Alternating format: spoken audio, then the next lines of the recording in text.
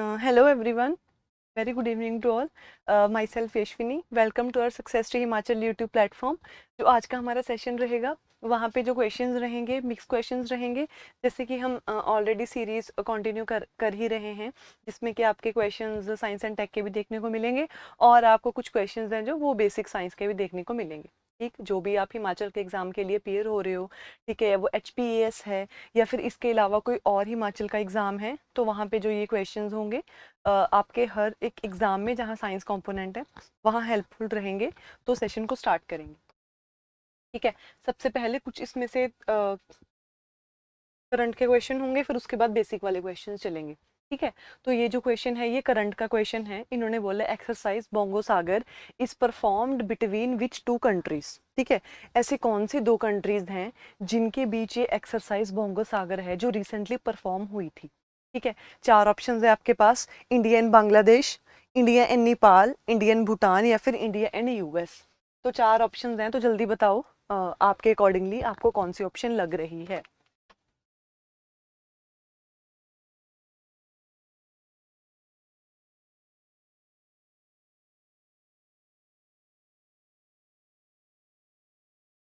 देखो, इसका आंसर होगा ए ऑप्शन, इंडिया और बांग्लादेश है। इसमें रिसेंटली ये जो मिलिट्री एक्सरसाइज है ये परफॉर्म हुई है मार्च में अभी। ठीक है, और ये है एक नेवल एक्सरसाइज। नेवल आपको पता है जो वाटर्स में परफॉर्म होती है, आर्मी लैंड पे करेगी और फोर्स एयर फोर्स है ना एयर में, तो वो होगा। तो नेवल एक्सरसाइज है, बाईलेटरल होगी, पता है आपको, दो कंट्रीज के बीच में होगी। तो इसका जो आंसर है इंडिया और बांग्लादेश रहेगा। नेक्स्ट क्वेश्चन है, measles disease seen in news recently is caused by. Measles जो डिजीज है न्यूज में भी रिसेंटली आया था, उसका जो कॉजिंग एजेंट है वो कौन है। ठीक है, क्या वो एक बैक्टीरिया है, क्या वो वायरस है, प्रोटोजोआ है या फिर फंजाई है। चार ऑप्शंस हैं, आपको कौन सी लग रही है। बी ऑप्शन है, वायरस है। ऑब्वियसली जो मीजल्स एक डिजीज है, तो एक वायरस है जो वो ही एक कॉज करेगा, या उसका कॉजल ऑर्गेनिज्म बोल लो वायरस है। और मीजल्स में ऐसा रहेगा, ये जो इलनेस है ना इसमें रैशेस देखने को मिलेंगे आप। मीजल्स एंड मम्प्स आपने सुना होगा। ठीक है, ये वैसे तो कलेक्टिवली ही बोलते हैं, मतलब नाम ऐसे ही सुना होगा मम्प्स के साथ, मीजल एंड मम्प्स। मीजल के केस में क्या होता है, ठीक है, जो छोटी एज के बेबीज होते हैं वहां में उनमें ज्यादा ये डिजीज देखने को मिलता है। ठीक है, छोटे बच्चों में उनके बॉडी पे पूरे छोटे छोटे दाने रेशेस टाइप हो जाते हैं, है ना। ऐसा भी होता है, पस वाले भी होते हैं वो रेड रेड कलर के। ठीक है, तो वो होता है आपका मीजल्स।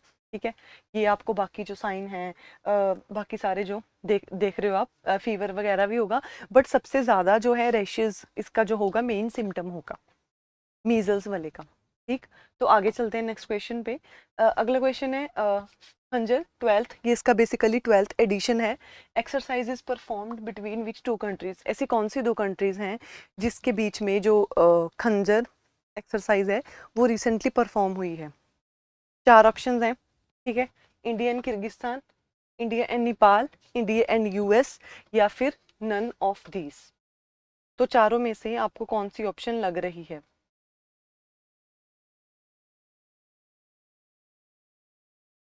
खंजर, ये पहले भी आई थी न्यूज में, बट चलो ठीक है, न्यू एडिशन आ चुका है इसका, इंडिया एंड किर्गिस्तान। ठीक है, 12th एडिशन इसका आया है, बाइलेटरल मिलिट्री एक्सरसाइज है ये। अभी तो आपको नॉर्मल चीज पता ही है, कोई भी, चलो अभी क्वेश्चंस ही मिलिट्री उस पे हैं करंट के, कि कोई भी जब मिलिट्री एक्सरसाइज परफॉर्म हो रही है ना किसी दो कंट्रीज में, उसका मेन पर्पस क्या होता है। पर्पस यही होता है कि सिक्योरिटी को इंश्योर करना और कॉपरेशन को इंश्योर करना दो कंट्रीज में। ठीक है, तो इस चीज का आप ध्यान रखिएगा। Next, platelets are also referred as. अब ये बेसिक का क्वेश्चन है, इन्होंने ऐसा बोला कि जो प्लेटलेट्स हैं उनको और क्या बोला जाता है। ठीक है, मतलब ऑल्टरनेटली बोले, साइंटिफिक नाम क्या दोगे उसको आप, क्या है उसका। ठीक है, थ्रोम्बोसाइट है, एरिथ्रोसाइट है, ल्यूकोसाइट है या फिर इसके अलावा नन ऑफ दीज। बताएं जल्दी कौन सी लग रही है आपको करेक्ट ऑप्शन।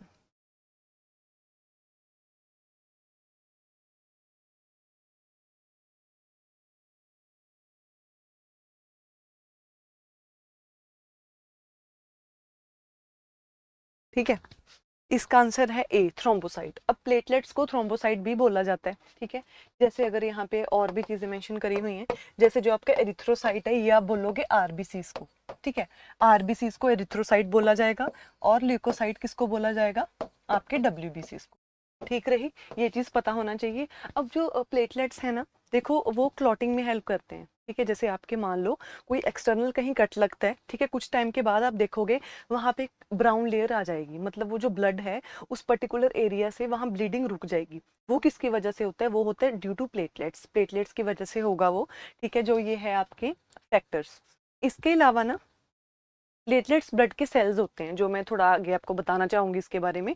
जैसे ब्लड दो चीजों से मिलके बना होगा, प्लाज्मा से और कॉर्पसल से। कॉर्पसल्स आप सेल को ही बोलोगे, ठीक है। तो सेल तीन तरह के होते हैं, थ्रोम्बोसाइट, एरिथ्रोसाइट और ल्यूकोसाइट, उसमें से एक प्लेटलेट्स हैं। अब ऐसा नहीं है कि क्लॉटिंग सिर्फ यही करवाएंगे, जी नहीं। इसके अलावा और भी फैक्टर्स होते हैं, जैसे अगर हम बात करें प्लेटलेट्स के अलावा, जैसे कि आपका और प्रोटीन भी होते हैं, ठीक है। 8th और 9th फैक्टर भी होता है जो आपका ब्लड क्लॉटिंग के लिए रिस्पॉन्सिबल होगा, जो आपके ब्लड में प्रेजेंट होंगे, ठीक है। तो मेन फंक्शन इसका क्या होगा, क्लॉटिंग से ही लिंक करेगा, उससे ही है इसका प्लेटलेट्स का, ठीक है। जो नॉर्मल इसकी अमाउंट होती है वो होती है 1 to 2 लाख, 1 लाख से लेके 2 लाख तक जो है प्लेटलेट्स की नॉर्मल अमाउंट है आपकी बॉडी में, राइट। आगे चलेंगे अब हम नेक्स्ट क्वेश्चन पे। Which of the following is called as graveyard of RBCs, इनमें से किसको आरबीसीज का ग्रेवयार्ड बोला जाएगा, स्प्लीन को, आरबीसीज को, डब्ल्यूबीसीज को, या फिर नन ऑफ दिस। मतलब जो ग्रेवयार्ड आप बोल सकते हो आरबीसीज, मतलब जो एक्स्ट्रा और डेड आरबीसीज को रिमूव करते हैं, वॉर्न आउट करते हैं, वो किसका काम है, उसकी बात करी हुई है, ठीक है। वो किसका काम होगा इनमें से, क्या ऑब्वियसली डेफिनेटली होगा किसका, स्प्लीन का ही होगा वो, ठीक है। इसको ग्रेवयार्ड भी बोलोगे क्योंकि ये क्या करेगा, उसको क्लीन बोल लो, या फिर एक्स्ट्रा होंगे जो या डेड होंगे उनको क्लीनिंग का काम करेगा, ठीक है। हाँ, आगे चलेंगे हम नेक्स्ट क्वेश्चन पे। अगला क्वेश्चन है आपका, कहते a blood inside the blood vessel do not get coagulated due to presence of. ये कुछ टाइम में आपको बताने भी लगी थी बट चलो आ भी गया। कहते जो आपकी ब्लड वेसल होती है ना, उसके इनसाइड, ठीक है, उसके अंदर ऐसा कौन सा, मतलब कौन सा पिगमेंट बोले, ऐसी कौन सी चीज प्रेजेंट होगी, ठीक है, उसके अंदर, जिसकी वजह से कि आपकी कोआगुलेशन नहीं होती इनसाइड द ब्लड वेसल। अब इस चीज को ध्यान से समझना। जैसे हम ना एक एग्जांपल लेते हैं, जैसे सपोज ये आपकी ब्लड वेसल है, ठीक है। अब अगर इसके अंदर क्लॉट बन गया ना, तो obviously it is not good.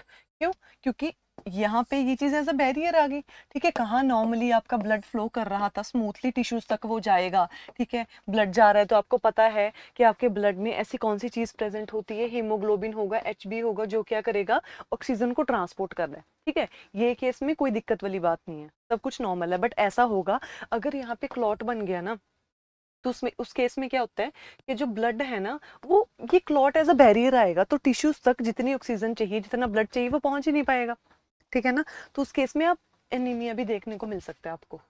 Anaemia, anaemia तो आपको पता ही है। इसमें वैसे तो चलो इसके और भी बहुत सारे कारण होते हैं कि लॉस ऑफ ब्लड, जब ब्लड में पर्टिकुलरली आरबीसीज का लॉस हो जाए, ठीक है, उस केस में। बट चलो ठीक है, अगर इस केस में ब्लड नहीं मिल रहा तो उससे भी ये सिम्टम्स देखने को मिल सकते हैं, जैसे वीकनेस हो गया, डिजीनेस हो गया, चक्कर आने, है ना, वो सारी चीजें। तो एक एंटीकोआगुलेंट प्रेजेंट होता है, उसका नाम है हेपरिन, ठीक है। ये आपकी बॉडी में, बॉडी के अंदर ही प्रेजेंट होगा, इटसेल्फ ब्लड में ही होगा, जो ब्लड वेसल के इनसाइड कोआगुलेशन नहीं होने देगा। बट बॉडी के बाहर तो कोआगुलेशन जरूरी है ना, ठीक है, अगर हम बात करें, क्योंकि कहीं कट लगता है, अदरवाइज तो ब्लीडिंग होगी, रेगुलर ब्लड बहता जाएगा उस पर्टिकुलर पोर्शन से जहाँ पे आपको कट लगा है, ठीक है। तो फिर अदरवाइज तो हीमोफीलिया हो जाएगा। हीमोफीलिया में ऐसा ही तो होता है, आपकी बॉडी में जरा सा कट लगा, जरा सा माइनर कट लगा, मैं उसकी बात कर रही हूँ हीमोफीलिया की। हीमोफीलिया में पता है क्या देखने को मिलेगा आपको, अगर आपकी बॉडी में माइनर कट लगता है, ठीक है, कहाँ पे भी, वहां पे भी ब्लड बहुत ज्यादा, अगर मैं बात करूं, उस पर्टिकुलर एरिया से बहता जाता है, ब्लीडिंग होती जाती है, ठीक है। तो ब्लड नहीं रुकता जल्दी जल्दी हीमोफिलिक पर्सन को, ठीक है। तो ये चीज जरूरी है बाहर। बट अगर इनसाइड की बात करें तो हेपरिन ऑलरेडी प्रेजेंट है, ठीक। आगे हम एक क्वेश्चन देखते हैं, ये क्वेश्चन करंट का है। Sucralose a sugar substitute seen in news is obtained from which sugar, ठीक है। शुगर का एक सब्स्टिट्यूट है, ठीक है, न्यूज में देखा गया है, उसका नाम है सुक्रालोज, ठीक है। और जो सुक्रालोज है ये कौन सी शुगर से ऑब्टेन होगा, ठीक है, माल्टोज, फ्रक्टोज, सुक्रोज या फिर ग्लैक्टोज। 4 ऑप्शंस हैं, जल्दी बताओ कौन सी ऑप्शन आपको करेक्ट लग रही है अकॉर्डिंग टू यू। वैसे तो चलो इसके नाम से ही आपको थोड़ा आइडिया हो गया होगा।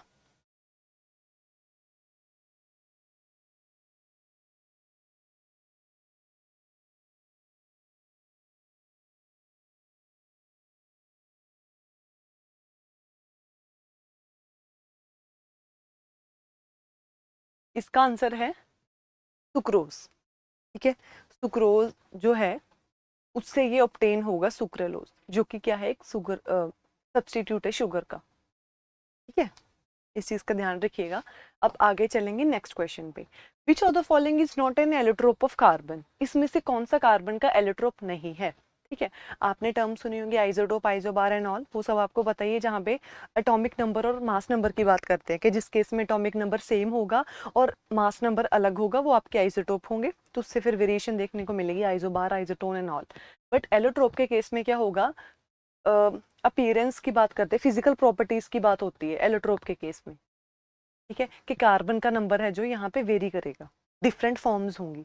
एलोट्रोप का मतलब होता है एक्चुअल में कार्बन की डिफरेंट फॉर्म्स, ठीक है। वो चीज़ है जो वो पूछी गई है यहाँ पे। तो 4 ऑप्शंस है आपके पास, तो बताओ अकॉर्डिंग टू यू कौन सी आपको करेक्ट लग रही है।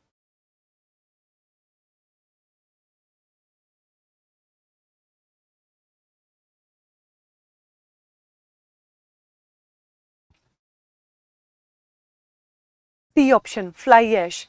अब देखो ऐसा होगा कि जैसे देखो डायमंड हो गया, ग्रेफाइट हो गया, फिल्ड्रीन हो गया, these are isotope of carbon, sorry not isotope, allotrope of carbon, ठीक है। कार्बन की अलग अलग फॉर्म्स हैं ये, बट फ्लाई ऐश इसमें से नहीं है। जो आप एक फ्यूल्ड्रीन देखते हो ना, ये तो बिल्कुल ही ना आपको ऐसे दिखेगी जैसे एक बॉल होती है ना, वो जैसे C60 देखा होगा आपने, 60 कार्बन के एटम्स लगे होंगे, उस तरीके की आपको देखने को मिलेगी फ्यूल्ड्रीन, ठीक है। ये जो है इसकी हैं, बट मतलब बोल सकते हो फॉर्म्स हैं, बट इसमें से फ्लाई ऐश नहीं है, ठीक। आगे चलेंगे अब हम नेक्स्ट क्वेश्चन पे। Thymus gland plays a major role in, ठीक है, जो आपका थाइमस ग्लैंड है वो किस चीज में मेजर रोल प्ले करेगा। आपके पास 4 ऑप्शंस हैं, इसमें से बताओ किसमें क्या मेन रोल रहेगा थाइमस ग्लैंड का। Right, immune system, maintenance, maintaining pH of blood, blood की मेंटेनेंस रखना पीएच का है ना ब्लड में पर्टिकुलरली, मेटाबॉलिज्म या फिर स्ट्रेस रिलीफ, ठीक है। ये मैं आपको बता दूं कि जो आपका थाइमस ग्लैंड होता है, ठीक है, ये प्रेजेंट होता है चेस्ट में, या बोलो चेस्ट कैविटी में प्रेजेंट होगा, ठीक है। इसके साथ ही 2-3 चीजें लिंक करेंगी, वो मैं आपको बताऊंगी, अगर जब अब ग्लैंड की बात आ ही गई है तो 2-3 चीजें और बताना चाहूंगी इंपॉर्टेंट, ठीक है। इसका क्या रहेगा, इसका आंसर रहेगा ए ऑप्शन, इम्यून सिस्टम, ठीक है। देखो इसका तो चलो ठीक है, इम्यून सिस्टम को ये कंट्रोल करेगा, इसके अलावा क्या है, जो ये आपके इंपॉर्टेंट ग्लैंड्स है ना, जैसे आपको देखने को मिलेंगे, पिट्यूटरी ग्लैंड हो गया, ठीक है, पिट्यूटरी हो गया, एड्रिनल हो गया, ये सारे इंपॉर्टेंट हैं। इसके साथ ही आपको थोड़ा रिवीजन भी हो जाएगी, चलो इसकी अगर बात आई गई है। पिट्यूटरी ग्लैंड आपका प्रेजेंट होगा ब्रेन में, ठीक है। चलो थाइमस तो आपको पता ही है, अभी बात हुई कि थाइमस आपका चेस्ट कैविटी में प्रेजेंट होगा, ठीक है। एड्रिनल प्रेजेंट होगा किडनीज पे, इसकी एग्जैक्ट लोकेशन कहाँ होती है, किडनी पे, ठीक है। थायराइड, जो थायराइड है वो कहाँ प्रेजेंट होगा, अलोंग ट्रैकिया, जो आपकी विंड पाइप होती है ना, जैसे आपकी विंड पाइप है, इसके साथ आपको एक पेयर प्रेजेंट देखने को मिलेगा, तो वो क्या होगा, आपका थायराइड ग्लैंड होगा, ठीक है। तो ये इनकी लोकेशन है, ये इंपॉर्टेंट है, इनका भी आपको पता होना चाहिए। अब पिट्यूटरी का आपको पता है मेन ये ग्रोथ हार्मोन रिलीज करेगी, ठीक है, जो क्या करेगा, आपकी बॉडी की ग्रोथ कर रहा है, ठीक है। इसके अलावा जो आपका एड्रिनल ग्लैंड है ये भी आपको पता होना चाहिए, क्योंकि जो एड्रिनल ग्लैंड है वो किडनी के ऊपर प्रेजेंट होगा। इसका मेन हार्मोन जो मतलब मेन काम कौन सा हार्मोन रिलीज करेगा, ये एड्रिनलिन, एड्रिनलिन हार्मोन रिलीज करेगा ये, ठीक है। एड्रिनलिन जो आपका हार्मोन होगा उसका क्या काम होगा, फाइट और फ्लाइट हार्मोन, ठीक है, 3F भी बोलते हो, फियर फाइट और फ्लाइट हार्मोन होगा, जो ड्यूरिंग इमरजेंसी काम करेगा। जैसे एकदम में आप हेक्टिक हो जाते हो, एकदम से कोई फिजिकल एक्टिविटी करनी शुरू कर देते हो, ठीक है, या एकदम से ऐसे बोल लो कि स्ट्रेस वाली सिचुएशन आ गई है, एकदम से बहुत ज़्यादा ओवर एक्साइटमेंट होगी, है ना, तो वो सब चीज़ें क्या हैं, वो ये सारी जो चीज़ें होंगी ये मतलब एड्रेनलिन हार्मोन की रिलीज हो रही होगी आपकी बॉडी में, ठीक है जी। फिर आगे थायराइड, थायराइड का मेन काम होगा मेटाबॉलिज्म, जो यहाँ पे मेंशन किया हुआ है। थायराइड ग्लैंड का। मेटाबॉलिज्म होता है जो आपकी बॉडी में ना कोई भी चीज बन रही है या फिर कोई भी चीज टूट रही है, दैट इज मेटाबॉलिज्म। किसी भी चीज का बनना या फिर किसी भी चीज का टूटना, वो क्या हो जाएगा आपका मेटाबॉलिज्म हो जाएगा। ठीक है, ये चीज का आपको पता होना चाहिए। आगे चलेंगे नेक्स्ट क्वेश्चन पे। कहते which cell organelle have their own DNA RNA and ribosomes. ऐसी कौन सी सेल ऑर्गेनेली है जिसके खुद के अपना डीएनए प्रेजेंट होगा, जिसके पास ऑटोसोमल डीएनए बोलो, अपने खुद के आरएनए होंगे एंड राइबोसोम्स, अपने खुद के क्या होंगे राइबोसोम्स प्रेजेंट होंगे। ठीक है, माइटोकॉन्ड्रिया, न्यूक्लियस, लाइसोसोम या फिर सेल मेम्ब्रेन, जल्दी बताओ।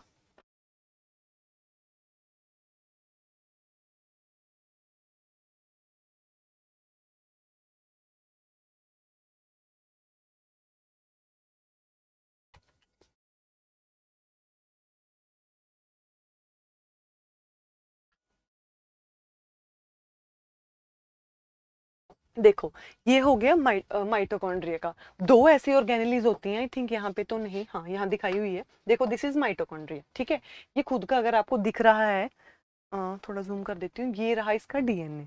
ठीक है, दो ऑर्गेनेलीज आपको ऐसी देखने को मिलेंगी। ठीक है, एक आपकी माइटोकॉन्ड्रिया होगी और एक आपकी होगी क्लोरोप्लास्ट। क्लोरोप्लास्ट और माइटोकॉन्ड्रिया दो ऐसी ऑर्गेनेलीज हैं, ठीक है, जिनके पास क्या होता है अपना खुद का क्या होगा ऑटोसोमल डीएनए होगा, आरएनए होंगे और इनके पास क्या होंगे अपने राइबोसोम्स प्रेजेंट होंगे। ठीक है, इस चीज का ध्यान रखिएगा आप लोग। अब क्लोरोप्लास्ट, ये दो ही ऐसी ऑर्गेनेलीज है मेन जो आप पढ़ने मतलब आप क्या करते हो पढ़ते हो। अब माइटोकॉन्ड्रिया की बात आई है, ठीक है, इसका काम क्या होगा कि आपको पता है, वैसे डिस्कस हुई है इस चीज के बारे में, नॉर्मल है, बेसिक है। ठीक है, इसको क्या बोलते हैं और माइटोकॉन्ड्रिया को, इसको बोलते हैं power house of cell. Mitochondria को बोला जाता है पावर हाउस ऑफ सेल। ठीक है, क्यों पावर हाउस ऑफ सेल बोला जाएगा, क्योंकि ये क्या करेगा एटीपी की प्रोडक्शन करेगा, एडिनोसिन ट्राइफॉस्फेट। ठीक है, एडिनोसिन जो ट्राइफॉस्फेट है उसकी क्या करेगा प्रोडक्शन करेगा। तो इसलिए ठीक है, अब क्या करते हो आप पूरे दिन में डेली एक्टिविटीज कर रहे हो, उसमें क्या होगा आपको एनर्जी चाहिए। ठीक है, पूरे दिन भर आप काम कर रहे हो, पढ़ रहे हो, जॉब कर रहे हो, कुछ भी है ना, तो उस चीज के लिए आपको क्या होगा, आपको मतलब एनर्जी चाहिए। वो जो एनर्जी है वो आपको कौन प्रोवाइड करेगा, वो प्रोवाइड करेगा आपको माइटोकॉन्ड्रिया। ठीक है, ये एक ऐसी सेल ऑर्गेनेली है जो क्या करेगी आपको एनर्जी प्रोवाइड कर रही है। ठीक है, इसका जो मेन काम है पावर हाउस भी बोला जाएगा, और एटीपी का जो है इसका मेन क्या रहेगा फंक्शन रहेगा आपके माइटोकॉन्ड्रिया। ठीक है, अब एक चीज और, न्यूक्लियस है ना, न्यूक्लियस को पता है आपको क्या बोला जाएगा, न्यूक्लियस को बोला जाता है control room of your cell. इसको बोला जाएगा control room of our cell. जो हमारा सेल है, हमारे सेल का जो कंट्रोल रूम है वो किसको बोला जाएगा न्यूक्लियस को। ऐसा क्यों भाई, reason, but why, reason being जो न्यूक्लियस है वो क्या करता है, उसमें ना जेनेटिक मटेरियल प्रेजेंट होगा। क्या प्रेजेंट होगा, जेनेटिक मटेरियल। ठीक है, जिसको आप क्या बोलते हो डीएनए बोलते हो या क्रोमैटिन बोलते हो।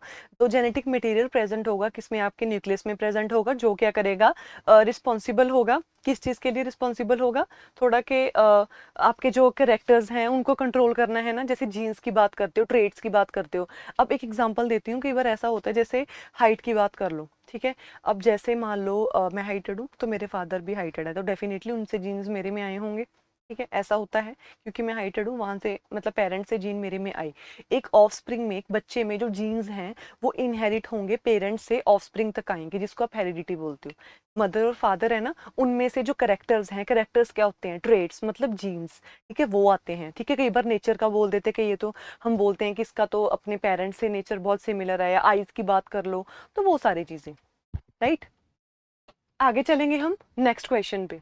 हाँ, नेक्स्ट क्वेश्चन है which gland is called as master endocrine gland. ठीक है, ऐसा कौन सा ग्लैंड है जिसको आप क्या बोलोगे मास्टर एंडोक्राइन ग्लैंड बोलोगे। ठीक है, चार ऑप्शंस हैं, पिटूटरी, पैंक्रियास, थायराइड या फिर किडनी। मास्टर एंडोक्राइन ग्लैंड, ठीक है, बाप सबका, बाप का भी बाप है एक, इस जो बात कर रही हूँ मास्टर ऑफ मास्टर भी है, बाप का भी बाप। ठीक है, बट फिलहाल क्वेश्चन में ये चीज मेंशन करी हुई है, मास्टर ग्लैंड कौन है, जिसका कि मैंने आपको बताया भी था कुछ टाइम पहले, फंक्शन की बात करी थी हमने।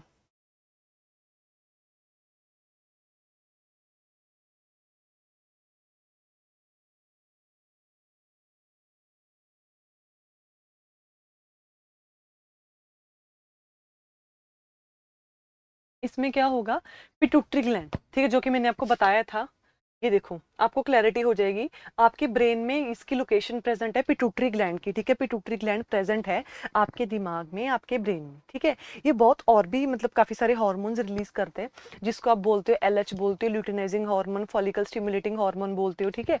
बट वो जो सारे हार्मोन्स है वो थोड़ा फीमेल्स में उनका ज्यादा काम रहेगा, मतलब कि जैसे पीरियड्स की, मेंस्ट्रुअल साइकिल की रेगुलरिटी को मेंटेन करने के लिए, ठीक है, उसकी बात करें अगर तो वो सब चीजें, ठीक है। या मेन तो इसका चलो जीएच ही होता है, ग्रोथ हार्मोन ही होगा, जो पिट्यूटरी ग्लैंड क्या कर रहा है, रिलीज कर रहा है, ठीक है। अब ठीक है, ये मास्टर ग्लैंड है, ठीक है, इसके आई थिंक ये क्वेश्चन भी है कि मास्टर ऑफ मास्टर ग्लैंड वो क्यों है, इसके ऊपर कोई चीज है जो इसको कंट्रोल कर रही है, कुछ टाइम में इसके बारे में बात करेंगे हम, क्योंकि इस पे क्वेश्चन है, ठीक है।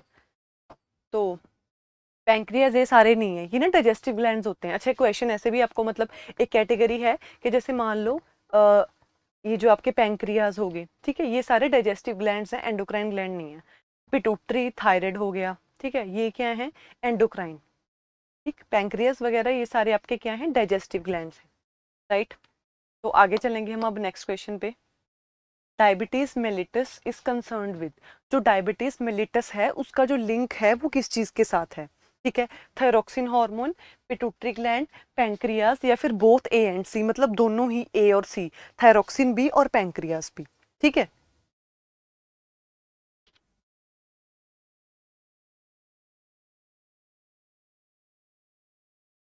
तो बताओ।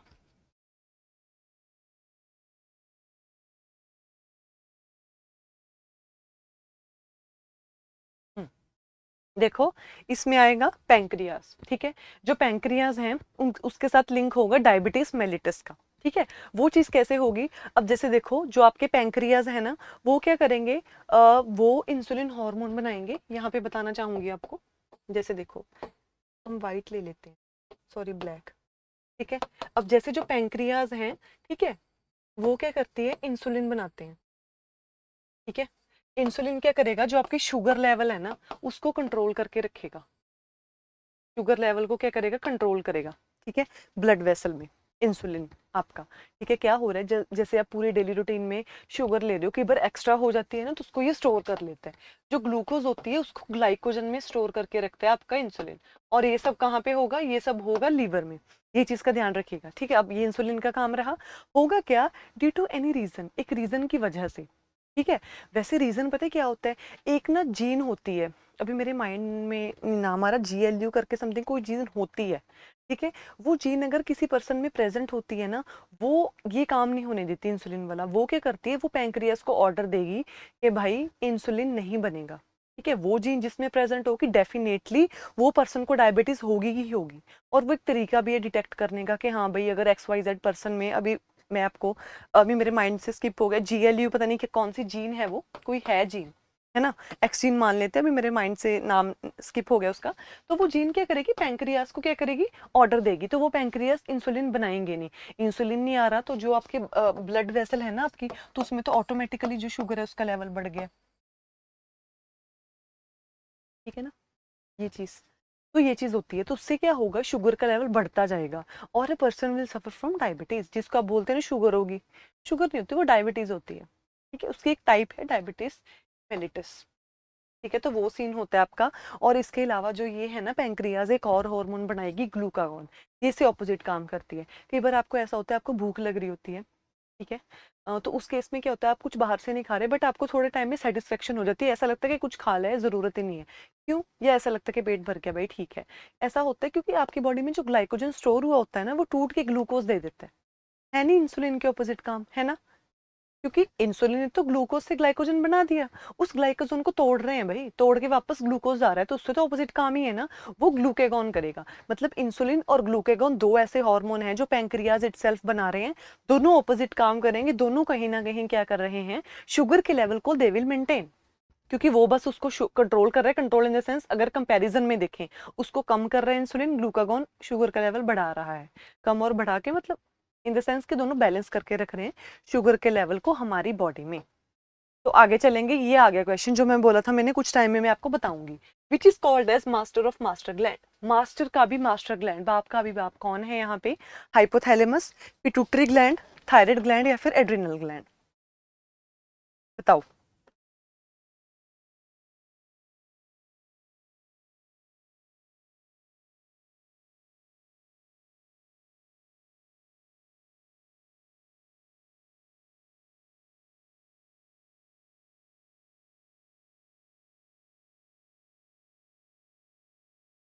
देखो, मास्टर ऑफ मास्टर ग्लैंड होगा आपका हाइपोथैलेमस, ठीक है। जो आपका पिट्यूटरी ग्लैंड होगा ना, इसके ऊपर प्रेजेंट होता है। जैसे अगर यहाँ पे पिट्यूटरी ग्लैंड है तो यहाँ पे ऊपर वाली साइड पे यहाँ हाइपोथैलेमस होगा, इसको मान लो पिट्यूटरी, इसके ऊपर प्रेजेंट होगा ये, ठीक है। ये क्या करता है कि ऐसे हार्मोन बनाएगा, इनिशिएट करने वाले भी और रोकने वाले भी। हाइपोथैलेमस ऐसे हार्मोन बनाएगा जो पिट्यूटरी ग्लैंड की लोब को ना स्टिमुलेट करेंगे जाके। जैसे ये पिट्यूटरी ग्लैंड की लोब है, ठीक है, हाइपोथैलेमस के जो हार्मोन्स है ना, वो इसको स्टिमुलेट करेंगे कि भी जा जाके अपना काम कर। तो ये जो भी hormone XYZ, growth hormone, LHFSH, ये रिलीज करेगी, अपना काम करवाएगी। देखो, कोई भी चीज न्यूट्रल ही ठीक रहेगी, अगर ज्यादा बढ़े तो भी दिक्कत, कम तो भी दिक्कत, ठीक है। तो इस केस में आपको ये चीज देखने को मिलेगी कि चलो ठीक है, जब काम हो गया उसके बाद वो काम रुकना भी चाहिए, बंद भी होना चाहिए, मतलब जब काम कंप्लीट हो चुका है, ठीक है, आफ्टर कंप्लीशन ऑफ वर्क, जब काम कंप्लीट खत्म हो चुका, ठीक है। तो उस केस में क्या होगा, ये इनहिबिटिंग हार्मोन भी बनाएगा हाइपोथैलेमस। इनहिबिटिंग मतलब रोकने वाला, कि भी ठीक है चलो पिट्यूटरी ग्लैंड ने अपने काम करवा लिया, ठीक है, अपने हार्मोन से उसको रोक दो, ठीक है। फिर ये हार्मोन क्या करेंगे, इस लोब को स्टिमुलेट करेंगे, ये अपने काम रोक देगी, ठीक है। रोकना नेगेटिव सेंस में नहीं है, ये काम करने के बाद रोकना तो जरूरी है ना, ऐसा तो नहीं रिलीज करती ही जाएगी, फिर तो उसकी अमाउंट बढ़ जाएगी, ठीक है। तो इसलिए जो हाइपोथैलेमस है वो पिट्यूटरी ग्लैंड को कंट्रोल करता है, उसके बिना वो जीरो है। हाइपोथैलेमस के बिना पिट्यूटरी ग्लैंड जीरो है, वो मास्टर नहीं रहेगी फिर, क्योंकि उसके ऊपर भी मास्टर बैठा है, अगर वो उसको स्टिमुलेट ही ना करे तो, ठीक है। तो ये चीज का ध्यान रखना पड़ेगा, ठीक है। मास्टर ऑफ मास्टर ग्लैंड, अब इसमें आपको देखने को मिलेगा हाइपोथैलेमस, ठीक है। हाइपोथैलेमस जो होगा आपका, ये बॉडी टेम्परेचर को कंट्रोल करता है, जिसको आपने एक टर्म सुनी होगी, homeostasis. Are you aware of this term, homeostasis? ठीक है, होम्योस्टेसिस मतलब होता है टेम्परेचर को कंट्रोल करके रखना, बॉडी टेम्परेचर को कंट्रोल करके रखना, वो किसका काम होगा, हाइपोथैलेमस का, ठीक है। ये चीज़ों का आप ध्यान रखिएगा, और बस ये चीज़ें ध्यान में होनी चाहिए आपके। थोड़ा बहुत मूड हो गया, ठीक है, हंगर हो गया, ये सारी चीज़ों को भी कौन कंट्रोल करेगा, आपका हाइपोथैलेमस, राइट। आगे चलेंगे। Blood is a type of, blood इनमें से कौन सी टाइप है, epithelial tissue, muscular tissue, nervous tissue, या फिर कनेक्टिव टिश्यू? बताएं जल्दी।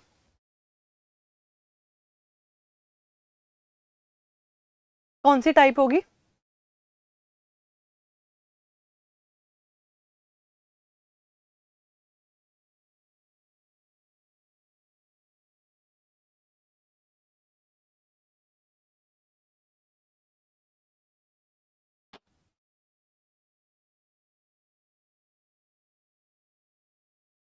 वेट अ मिनट,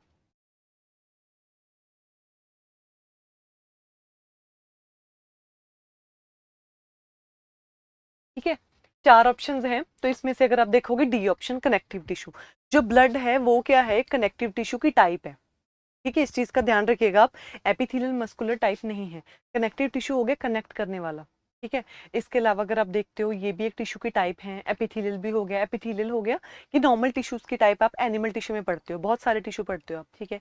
ये भी इंपॉर्टेंट है, important in the sense tissue की यूनिट को लेके ये चीज जरूरी है, जिसमें आप एपिथेलियल होते हैं स्किन, जैसे जो आपकी स्किन होती है ना, वो उसको बोला जाता है एपिथीलियम, ठीक है, स्किन, दैट इज एपिथेलियम, ठीक है। मस्कुलर टिश्यू में आपके मसल्स आ जाएंगे, ठीक है, जिसमें आपको देखने को मिलेगा कार्डिक मसल्स की बात होगी, कार्डिक मसल्स जो आपके ह्यूमन हार्ट को कंट्रोल करेंगे, ठीक है। एक आपके स्केलेटल मसल्स होंगे, ये जो आपका पूरा स्केलेटन बना हुआ है ना, पूरा स्केलेटन सिस्टम है आपका, ठीक है। जैसे आप आर्म की मूवमेंट करो या कुछ भी, तो ये सारी चीजें, ये मसल्स आ गए, स्मूथ मसल्स आप पढ़ते हो, ठीक है, जो आपकी एलिमेंट्री कैनाल को कंट्रोल करेंगे, आपकी फूड पाइप को कंट्रोल करते हैं, वो हो जाएंगे आपके, क्या हो जाएंगे, स्मूथ मसल्स हो जाएंगे, ठीक है। उसके अलावा नर्वस टिश्यू, न्यूरॉन्स, न्यूरॉन्स आपको पता है, थोड़ी सी डिटेल एक्सप्लेनेशन दे रही हूँ ताकि थोड़ा बहुत आपको, चलो ठीक है, थोड़ा बहुत आइडिया हो जाए, रिवीजन हो जाए आपकी बेसिक यूनिट की।